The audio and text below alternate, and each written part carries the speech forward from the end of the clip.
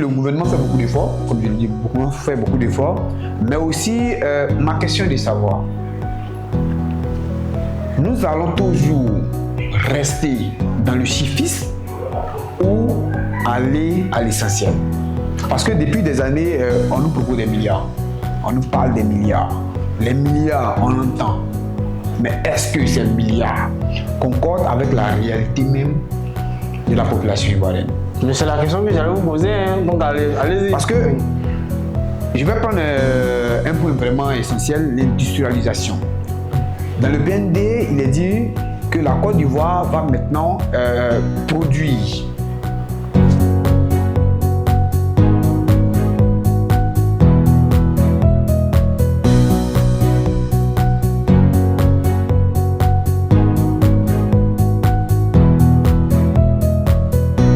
Bonjour à tous, bienvenue à notre émission Le Rendez-vous des Champions. Alors aujourd'hui nous avons un sujet très important. On va parler du discours à la nation du président de la République. Comme vous l'avez constaté, le 6 août dernier, le président de la République a prononcé un discours à la nation. Nous allons décortiquer en long et en large ce discours. Est-ce qu'il répond aux attentes des Ivoiriens?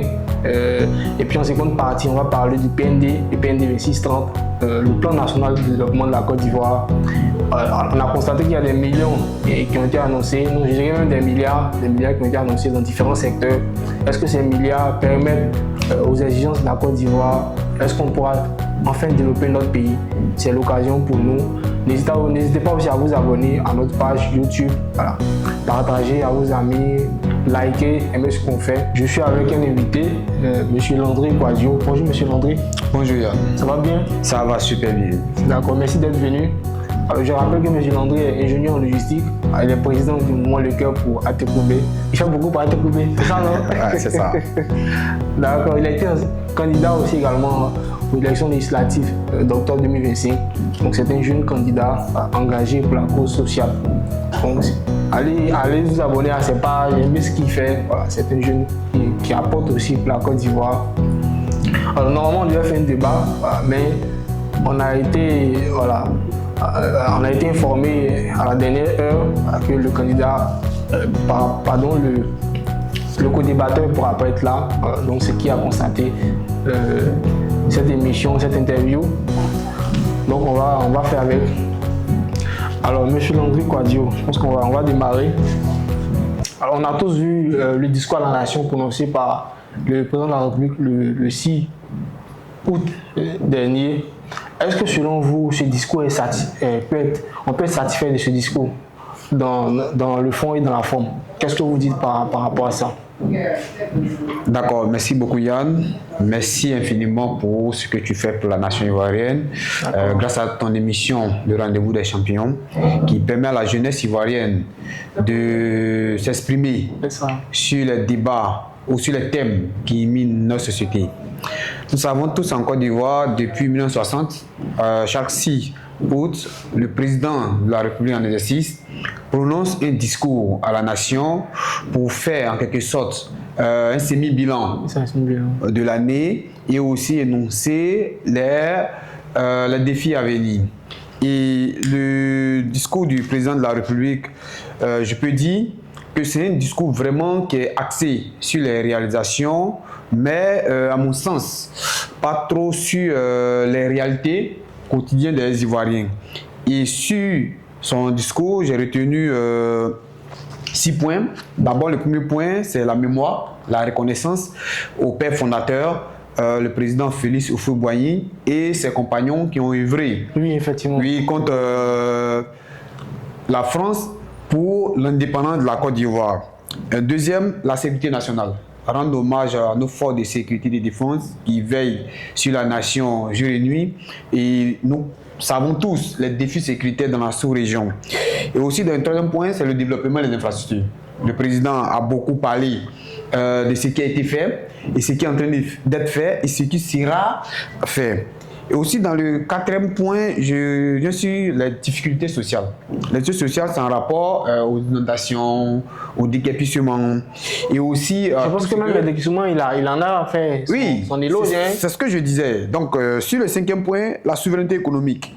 le président met l'accent sur l'investissement et ainsi que les ressources naturelles que dispose la Côte d'Ivoire qui décide d'exploiter. Et en sixième, la démocratie et les réformes des instances électorales. Et je suis vraiment satisfait qu'aujourd'hui, le président Alassane Ouattara et le RADP se rendent compte que la commission électorale indépendante, que l'opposition a toujours critiquée dans son impartialité, aujourd'hui dissous, et ça va permettre à la Côte d'Ivoire d'avoir un autre arbitre qui va donner cette confiance-là à la population ivoirienne. Et pour finir, je dirais que c'est un discours vraiment très axé sur les réalités, mais très peu sur le quotidien des Ivoiriens. Et moi, ma question que je peux me poser, est-ce que la croissance économique dont le président fait parler concorde avec la réalité même des Ivoiriens?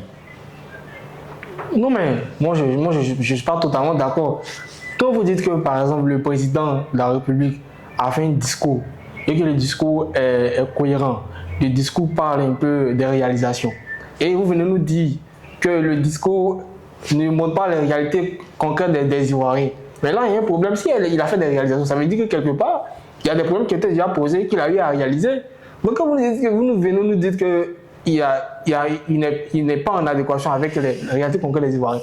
Est-ce que quelque part, vous n'êtes pas en train de nous dites pas la vérité quelque part, M. Landry Kouadio? D'accord. Je pense que le président de la République, il a donné des directives. Il a donné ce qu'il pouvait donner. Mais il faut dire que nous sommes habitués au RADP qui nous font un peu les deux Côte d'Ivoire. Ils nous proposent les deux Côte d'Ivoire. La Côte d'Ivoire où tout va bien, sur papier, comme on le dit chez nous en Côte d'Ivoire, et la réalité que nous avons. Aujourd'hui, le panier de la ménagère, c'est un problème vraiment critique. La cherté de la vie. Il y a aussi le coût du carburant. Nous avons vu dernièrement que le carburant il y a une hausse de carburant. Et c'est une réalité. C'est une réalité que nous vivons. Et je pense que les mesures que le président de la République prend doivent plus... Mais il a clairement dit que la vie sociale des Ivoiriens sera prise en compte. Il a eu à dire ça. Ça fait bientôt 20 ans qu'on entend les mêmes promesses. Donc pour vous, ce sont les promesses? Ce sont les promesses. Ça a toujours été des promesses. Ça fait 20 ans que le président Alassane Ouattara est au pouvoir. Donc ça fait 6 août qu'il prononce ces discours. Mais je ne dirais pas que ça va de mal en pire. Le président, il fait de son mieux. Mais il faut dire qu'il y a encore du chemin à parcourir. Il y a du chemin à parcourir. Mais il a... Bon, on va aller sur la question des forces militaires. Et bon, on peut parler aussi des prisonniers, hein, parce qu'on a tous vu qu'il a carrément dit qu'il y aura des prisonniers qui seront libérés. On a estimé à plus de 6 000 prisonniers, si je ne me trompe pas, si mes chiffres sont bons, qui seront libérés. Est-ce que quelque part, c'est pas aussi fait il n'a pas fait un don social? Parce que là, ça prouve qu'il y a du concret. Donc, quand vous dites qu'il n'a pas pris les réalités des Ivoiriens en Suisse, moi je m'interroge, parce que tout ce qu'on a carrément entendu, on s'est dit que le président quand même a réagi sur des prisonniers qui étaient déjà incarcérés. Et il y en a même qui seront libérés, définitivement. Mais la vie de la nation ne se résume pas seulement sur le volet juridique, le volet de la justice, à savoir les relations Bon, chaque année, vraiment, il le fait. Hein. Chaque année, tous les présidents le font chaque année. Et je pense bien que ces personnes qui décident de gratifier sont les personnes qui bénéficient de 36 mois de peine. Donc, ce sont les petites infractions. Mais alors que nous avons nos camarades du PPAC, du PDCI, qui ont été arrêtés lors de la manifestation relativement à l'élection présidentielle de 2025, est-ce que ces personnes-là bénéficieront de cette grâce dans la mesure où nous savons que ces personnes, 80% de ces personnes n'ont pas encore pu avoir un procès vraiment très équitable? Non, mais le président n'a pas fait de liste. Est-ce que dans son discours, il y a une liste qui dit que clairement, voici les personnes qui seront libérées? Mais donc, certainement, ils seront parmi ceux... Est-ce que le délit de trouble à l'ordre public est un délit mineur? Non, c'est pas... C'est pas un délit mineur. Donc, considère que nos camarades ne sont pas vraiment concernés par cette gratification-là. Mais je me dis que, voilà, il y a des personnes qui ont été peut-être mal jugées, des personnes peut-être qui ont commis des petites infractions, mais parce que tout ce qui rentre dans le bien-être de la Côte d'Ivoire, en tant qu'Ivoirien, je suis vraiment, ça, comme je l'ai dit, le président, il fait de son mieux, et je pense que ça va permettre aussi d'atténuer un peu la peine de certaines personnes. Effectivement. Quelles sont vos attentes concrètement? Quelles sont vos attentes? Pour vous, qu'est-ce que le président devait dire qui allait peut-être vous rassurer d'un certain niveau? Pour moi, d'abord même pour aller en profondeur, je pense bien que cet engouement autour de cette fête d'indépendance 2025, pour moi, ça devrait se faire le 7 août 2025 au lieu de 2026. Parce qu'on était à quelques mois des élections présidentielles. Nous savons tous en Côte d'Ivoire, lorsqu'on parle d'élections, même que ce soit l'élection du quartier, il y a toujours la tension. Et je pense bien que si cela avait été fait en 2025, ça allait permettre à l'opposition, au pouvoir, de se parler, de discuter et faire cette entente. Mais quand je vois que c'est en 2026, après qu'il y ait des bousculades, des personnes qui ont été bannies de la liste électorale, d'autres même qui sont hors du pays et dirigent le parti à distance, comme c'était une relation à distance, je parle un peu du PDCI, du Tidjane Thiam, que je salue. Et je pense bien que pour le bien-être de la nation, tous les Ivoiriens doivent se mettre ensemble. Mais par rapport bon, vous avez parlé du PDCI, donc je pense qu'on peut en parler. Par rapport au PDCI, mais on a tous vu sur la toile que le président a convié le président du PDCI à assister à l'indépendance, mais ça n'a pas été le cas. Le président a invité le PDCI RDA et non le président. Mais le PDCI, le président a parlé du PDCI. Donc il a invité le PDCI. Le président de la République, M. Tidjane Thiam, qui est actuellement hors du pays pour des raisons que lui seul, il sait. Je pense que le président de la République, dans sa volonté de réunir les fils et les filles de la nation autour de cette fête vraiment grandiose pour la nation, il pouvait plus aller vers ces personnes-là, les écouter, prendre leurs besoins et essayer de les traiter avant même de parler même de la fête. Donc pour vous, il devait avoir un dialogue. Avant la fête. Mais il faut dire que le député Diao Foué, dans son interview à la mairie de Yopougon, qu'est-ce qu'il a dit? Il souhaiterait que le président Tidjane Thiam soit assis aux côtés du président Alassane Ouattara à la fête de l'indépendance et que les camarades PDCI en prison puissent être libérés. Mais est-ce que cela a été fait? Donc pour vous en dessous, il y a quelque chose qui se passe qui fait que c'est ce que j'entends, hein, qui fait que le président Tidjane Thiam est empêché de pouvoir venir en Côte d'Ivoire. Parce que devant nous tous, moi je suis selon ce que vous dites, on a l'impression que parce que quand on écoute aussi le parti au pouvoir et autres, on nous dit clairement que en fonction de la justice, il n'a pas son juge n'est pas il n'est pas poursuivi par la justice et autres. Donc ça veut dire que quelque part, il est libre de pouvoir venir au pays. Il n'y a pas de poursuite judiciaire à son encontre. Bon, sais-tu que M. Blédoumi, Ismaïla Blédoumi, qui était en France pour ses soins, lorsqu'il est arrivé en Côte d'Ivoire, il a été incarcéré alors qu'il était député de la nation, avant même sa réélection. Pourtant, il bénéficiait d'une immunité parlementaire. Donc, M. Tidjane Thiam se sent dans ce contexte-là. Est-ce que lorsqu'il va rentrer avec les discours qu'il a prononcés pendant les élections présidentielles, il ne va pas faire preuve de poursuite judiciaire, il préfère vraiment être sur ses gardes. Mais je pense bien que, comme le président Laurent Gbagbo l'a fait en 2001, lors du Forum de la paix, il a gratifié toutes ces personnes qui étaient poursuivies, à savoir le président Robert Guèye, le président Likona Bédié, le président Alassane Ouattara, et lui-même, il y avait un mandat d'arrêt qui avait été lancé par le président Bédié à son temps. Il a fait venir ses frères ivoiriens se retrouver à Yamoussoukro sur la tombe du père fondateur Fils Boigny, se parler, travailler ensemble, mais 2 ans après, on sait un an après, on sait ce qui est arrivé. On ne va pas refaire l'histoire de la Côte d'Ivoire. Nous savons tout ce qui s'est passé dans ce pays. Et je pense même qu'à un moment donné, les Ivoiriens, les leaders politiques, ils doivent s'asseoir et dire aujourd'hui, nous voulons une nouvelle Côte d'Ivoire. Effectivement, parce qu'après 66 ans... Après 66 ans, moi je dis c'est l'âge de la maturité, la très grande maturité de la Côte d'Ivoire. Il faut faire le bilan. Il faut faire le bilan. Ce qui a marché, va marcher. Nous savons tous ce qui a divisé la Côte d'Ivoire. Les Ivoiriens doivent s'asseoir, se parler. Les Ivoiriens du Nord, du Sud, de l'Ouest, à l'Est. Parce que j'ai écouté même un monsieur sur les réseaux qui a dit si on ne s'assoit pas, qu'on ne discute pas, les mêmes Ivoiriens, parce que les mêmes, comment on dit ça, conséquences produisent les mêmes effets. Ouais. Les mêmes choses qu'on a eu à vivre les années antérieures vont nous rattraper. Exactement. Il faut qu'on se retrouve vraiment pour qu'on puisse parler, tout le monde puisse converger sur les mêmes idées pour que le pays. Vous savez, l'Allemagne, pendant les 2 guerres mondiales, l'Allemagne était divisée. Oui. Le bloc de l'Ouest, le bloc de l'Est. Mais aujourd'hui, l'Allemagne est unie. L'Allemagne est un pays parce que les dirigeants qui ont dirigé l'Allemagne après 1990 n'ont pas dirigé l'Allemagne pour l'Allemagne de l'Ouest, ni pour l'Allemagne de l'Est, mais pour l'Allemagne unifiée. Donc, les Ivoiriens doivent comprendre que il y a nécessité que nos leaders s'asseyent. Il y a nécessité que les Ivoiriens comprennent que la vie humaine est au-dessus de nos ambitions politiques. Il faut mettre l'intérêt national avant l'intérêt du parti. D'accord, c'est bien compris. D'accord. Bon, je pense qu'on va faire une pause publicitaire. Et puis bon, on revient juste après cette coupe pause.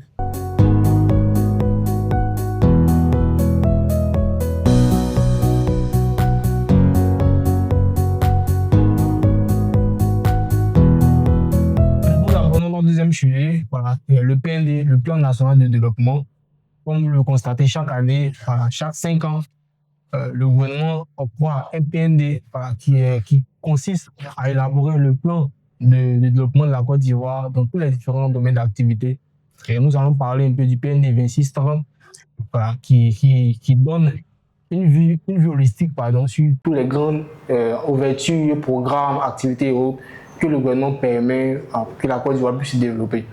Donc ça sera l'occasion aussi pour qu'on puisse en parler. Alors, monsieur Landry Kouadio, bon, de façon générale, qu'est-ce que vous pouvez dire du PND d'abord, avant qu'on ne rentre dans le fond? Est-ce que le PND, quand vous l'avez lu, est-ce que vraiment, avec tous ces milliards annoncés là, il est en fonction, ou bien il est en adéquation avec les exigences des Ivoiriens au vu actuel des choses? Parce qu'on parle de cherté de la vie et autres, donc c'est très important. Exact. Merci beaucoup Yann. Vous savez, en Côte d'Ivoire, depuis des décennies, depuis 2011 que le PND était après chaque élection présidentielle, le président met en place un groupe consultatif pour mettre en place le programme national de développement sur les 5 années. Le plan national de développement. Le plan national de développement sur les 5 années à venir.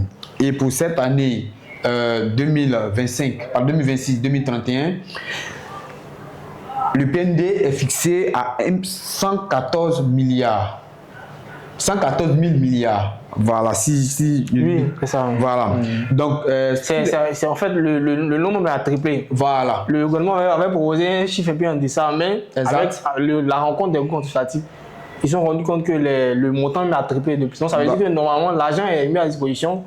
Allez-y. D'accord. Donc, sur les 114 000 milliards, le secteur privé apporte à lui seul 70% et le public apporte 30%. Donc les 70%, c'est sur le partenariat public-privé qui vont permettre à la société privée d'apporter ces sommes-là pour contribuer à l'évolution de la nation, au développement de la nation sur les 5 années à venir.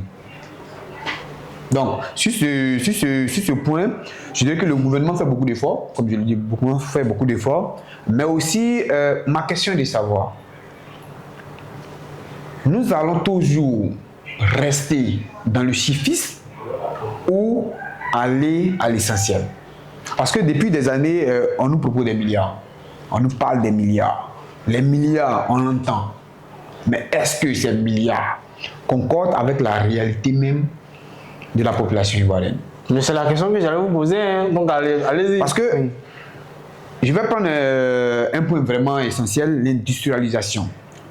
Dans le PND, il est dit que la Côte d'Ivoire va maintenant produire le cacao, c'est-à-dire le cacao déjà produit, mais va transformer le cacao sur son territoire. Mais je pense bien que si on me dit... Non, le cacao est transformé, mais c'est le secteur privé qui a la grande majorité. Qui a la grande majorité, tel que les sociétés telles que CCB... Le public maintenant veut récupérer ces marchés-là. Ok. Lorsqu'on me dit que le public va récupérer ce marché, alors que le public va seulement donner 30%, où le public va avoir des ressources pour pouvoir faire la transformation. Donc vous voulez dire qu'on va aller encore s'endetter, gestion de Bretton Woods. Exactement, mais ça c'est disons... c'est un fait. C'est un fait vraiment très palpable qui est attribué à l'ADP, l'endettement de la nation. Non, mais vous n'allez pas mettre tout sur l'ADP. Non, mais écoutez, c'est lorsque le RADP va arriver au pouvoir qu'on a entendu parler des dettes de 300 milliards de dettes. Mais aujourd'hui, avant même de danser le plan national... C'est vrai que sur le plan Laurent Gbagbo, il n'y en a pas eu, c'est assez de dettes, mais on ne peut pas dire que le parcours du plan Laurent Gbagbo était aussi juste que ça. Non, comme je le dis... donc ne vous appuyez pas sur ça. L'État a une continuité. Le président de la République, Laurent Gbagbo, de 2000 à 2010, a vraiment œuvré pour qu'on puisse avoir ce qu'on appelle PPTE. Puis a permis aussi à la Côte d'Ivoire de sortir la tête de l'eau. Et aujourd'hui, je me rends compte que tous ces sacrifices faits par le président Laurent Gbagbo est en train de partir en fumée. Revenons sur le PND. Revenons sur le PND actuel. Non, j'allais revenir. D'accord. Ça devait partir en fumée. Mais bon, comme l'État est une continuité, le président Ouattara, depuis près de 20 ans, il est là, il fait ce qu'il peut faire pour le bien-être des Ivoiriens. Mais je pense bien que si on veut rentrer trop dans le fond du plan national de développement, je pense bien que tripler le montant, c'est pour le bien-être des Ivoiriens. Mais avant tout, est-ce qu'il y a eu un bilan qui a été fait sur le PND précédent? Oui, je pense que sur la plateforme du gouvernement... Qu'est-ce que les Ivoiriens ont obtenu du PND précédent? C'est la question qu'il faut se poser. Oui, mais aujourd'hui, le PND antérieur, le bilan a été fait, il a été même élaboré sur les pages du gouvernement. Je pense que si les Ivoiriens vont regarder, je pense qu'ils peuvent voir les différentes actions qui ont été... Mais moi, je pense que... Donc, la communication n'est pas aussi bonne, quoi. Parce que quand tu prends par exemple, je prends par exemple mon village partenaire, Gaouniango-Lié, qui est entre la côté et Gagnoua, où pour aller se soigner, il faut aller à 10 km pour se soigner. Le développement de la nation ne doit pas se limiter seulement aux grandes villes. Abidjan, Yamsoko. Donc il faut aller vers les villes secondaires. Il faut aller vers les villes secondaires. Il faut développer des villes secondaires pour permettre de désengorger la vie de la Côte d'Ivoire. Parce que tout ça, ça fait partie du programme de développement. En 2000, le précédent PND, ça nous parlait des logements sociaux. Oui, les logements sociaux. Aujourd'hui, c'était même le chantier de bataille. Ok, le chantier de bataille. Mais aujourd'hui, je prends l'exemple. Mais je pense que c'est l'un des leviers qui n'a pas... À Bassam, la zone où le gouvernement brandissait avec fierté qu'il avait conçu des logements sociaux pour les Ivoiriens, aujourd'hui, cette zone est en litige. Combien coûtent les logements sociaux en Côte d'Ivoire? Il y a un monsieur, bon, je ne connais pas le nom, qui a dit une fois sur le plateau que les logements sociaux sont destinés à ceux dont le salaire est minimum 400 000 francs, alors que le SMIC en Côte d'Ivoire est de 75 000 francs. Mais 75 000 francs, si les logements sociaux sont en train de 25 millions, à quel moment un citoyen lambda qui reçoit un salaire de 200 000 francs par mois peut obtenir ces logements sociaux? Oui, il ne pourra pas. Il ne pourra pas. Donc il faut sortir du chiffisme. Il faut aller à la réalité. Il faut coller le PND aux réalités des Ivoiriens. Il ne faudrait pas qu'on puisse être dans deux mondes imaginaires. Un monde où c'est un peu fort, on nous donne des chiffres. Un monde où on nous dit tout va bien et un monde où la réalité nous rattrape. Il ne faut pas seulement être idéaliste, mais il faut être réaliste. Ok, je pense que dans le PND, c'est mentionné également l'insertion de... d'ailleurs, les championnats nationaux, aujourd'hui, moi j'ai lu le PND, voilà, je pense que le gouvernement en a fait son chantier de bataille pour 26-30 qui prévoit la création, même je dirais, de plusieurs championnats nationaux dans différents secteurs. Parce qu'il faut le dire, pour qu'un pays puisse avancer, il faut qu'on ait vraiment des experts, des gens qui ont quand même certains moyens de croissance économique pour pouvoir faire accroître encore la croissance économique de notre pays à l'échelle internationale. Qu'est-ce que vous dites par rapport à ça? Pourquoi aujourd'hui on a cette faille-là de championnat national? Qu'est-ce qui faisait que par le passé, voilà, il y avait un blocage dans ces différents secteurs? Un jeune qui veut entreprendre, aujourd'hui même on a constaté avec la fête de la licence dans le domaine de la culture, et ça fait des tollés sur les réseaux sociaux. Est-ce que tout ça, ça ne favorise pas aussi le déclin pour que des champions puissent émerger dans les différents secteurs? D'accord. Avant tout, il faut aussi féliciter aussi l'effort fait par le gouvernement. Oui, il faut parce que j'ai vu dernièrement, le lundi passé, la présidente de la République a récompensé 80 lauréats dans diverses activités. La première dame ou bien le président? Bon, la présidence. La présidence. Okay. Et je tenais à féliciter une jeune dame vraiment dynamique qui fait beaucoup. Ah oui, le prix national des silences, oui. Voilà, Ina Debel. Ina Debel, je ne la connais pas personnellement. On salue au passage. Voilà, on la salue au passage. Et je pense bien qu'une nation se développe lorsqu'on croit à ses propres potentiels. D'accord. Les champions nationaux permettent à la nation de savoir que dans notre propre pays, nous avons des personnes qui peuvent mettre le pays très haut dans certains domaines d'activité. Je prends par exemple mon frère Yann Koné qui est ici. Par exemple, je le souhaite d'avoir le prix national en 2027. Merci. Parce que dans le domaine de l'audiovisuel et autres, tu permets aussi à la jeunesse d'avancer. Et c'est rare de voir des jeunes qui font. Et aujourd'hui, nous remarquons que ces champions nationaux là, ils vont faire décoller certaines choses. Vous savez, en Chine, pour développer la Chine, on ne prend pas des champions à l'étranger. Ce sont les Chinois eux-mêmes. Aujourd'hui, on utilise des véhicules chinoises. J2 et autres. Mais c'est fabriqué par les Chinois eux-mêmes. Mais l'État doit mettre plus l'accent sur l'entrepreneuriat des jeunes. Mais il y a un monsieur qui a fait l'ouverture de sa marque de voiture en Côte d'Ivoire. On va dire le nom. Oui, bon. Ça, mais voilà. Je pense que c'est encourageant. C'est encourageant. Et je pense bien que pour plus l'encourager, les véhicules d'État doivent être de cette marque. Pour permettre aussi aux champions nationaux. Tel qu'on avait fait lors de la Coupe du Monde, où on a permis à certains acteurs par exemple, de pouvoir s'approprier des vêtements. Donc, ça va permettre. Donc, il faut accompagner ces jeunes-là. Parce que souvent, ce qu'on entend dans les réseaux, c'est que les jeunes se plaignent. Souvent, ce qu'on entend, c'est que c'est des personnes. Les jeunes disent que c'est des personnes qui sont peut-être en relation avec le parti au pouvoir, qui bénéficient de certains avantages, et les autres qui ne sont pas avec le parti au pouvoir ne peuvent pas bénéficier de ces mêmes avantages. Donc, ça crée une certaine zizanie. Bon. Ce sont des préjugés, on va pas bon, ça. Je pense bien que sur ce côté, puisqu'on n'a pas d'informations, voilà, pas d'informations vraiment capitales, donc il ne faut pas diffamer sur certaines choses. Mais on est en plein. Je pense bien que le président de la République, à travers le ministre Mamadou Touré, font beaucoup pour la jeunesse ivoirienne. Il met la jeunesse à un certain niveau. Oui, le ministre qui permet à la jeunesse aussi de se développer. Mais je pense bien qu'il faut accompagner ces jeunes-là et il faut éviter aussi de mettre un peu les barrières. On a vu dernièrement, pour organiser un spectacle en Côte d'Ivoire, il faut 10 millions, mais où un jeune qui décide d'entreprendre peut avoir les 10 millions.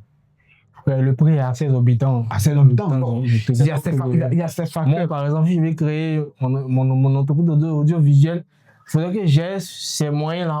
Parce que les 10 millions ou ça. Donc, je pense bien qu'il y a certains détails qu'il faut vraiment s'appuyer dessus. L'État fait vraiment d'efforts pour les champions nationaux. Et je pense bien que c'est encourageant.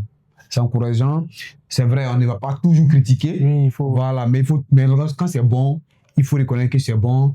Et il faut aussi permettre aussi à d'autres jeunes de pouvoir se faire valoir. Est-ce qu'il y a d'autres points dans le PND que vous voulez réagir rapidement? D'accord. Moi, en tant qu'ingénieur en logistique, dans mon domaine d'activité, le port autonome d'Abidjan. Le port autonome d'Abidjan est une référence internationale. Mais il y a un fléau vraiment qui mine notre port. D'accord, allez-y. À savoir le phénomène des rats du port. Le phénomène des rats du port. D'accord. C'est quoi ce phénomène? Ce phénomène, c'est un peu comme les microbes.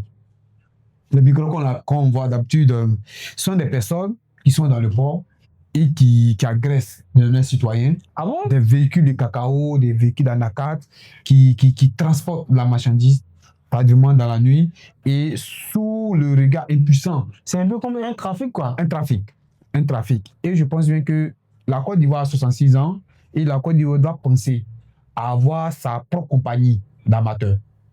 Avoir un navire vraiment adapté à l'Ivoirien lui-même. Voilà, parce que les compagnies maritimes que nous avons, à savoir CMA-CGM, MSC et autres, sont des compagnies étrangères qui œuvrent sur notre territoire. Donc c'est un projet qu'on voit. C'est un projet. Je pense bien que l'État doit vraiment se pencher dessus. Je félicite également l'ancien DG du port autonome d'Abidjan, M. Yessi, qui a vraiment fait beaucoup pour le port. Il a mis le port à un certain niveau après la crise de 2011. Aujourd'hui, il est le ministre de tutelle du port autonome d'Abidjan et je pense bien que sous son leadership, le port pourra avancer. Il faut aussi faciliter aussi la création de nouveaux terminaux. Aujourd'hui, nous avons trois terminaux qui sont le terminal de San Pedro, Côte d'Ivoire terminal, Abidjan terminal, mais aussi créer d'autres ports vraiment éloignés de ces ports vraiment existants qui pourront permettre la fluidité logistique et permettre aussi aux autres villes de bénéficier aussi de cette valeur ajoutée de la logistique. Il y a aussi les ports secs qui peuvent être créés, qui vont permettre aussi à notre frère de l'Interland qui ne bénéficient pas de façade maritime de pouvoir acheminer leurs marchandises vers ces pays-là. D'accord, je pense qu'on va s'arrêter là.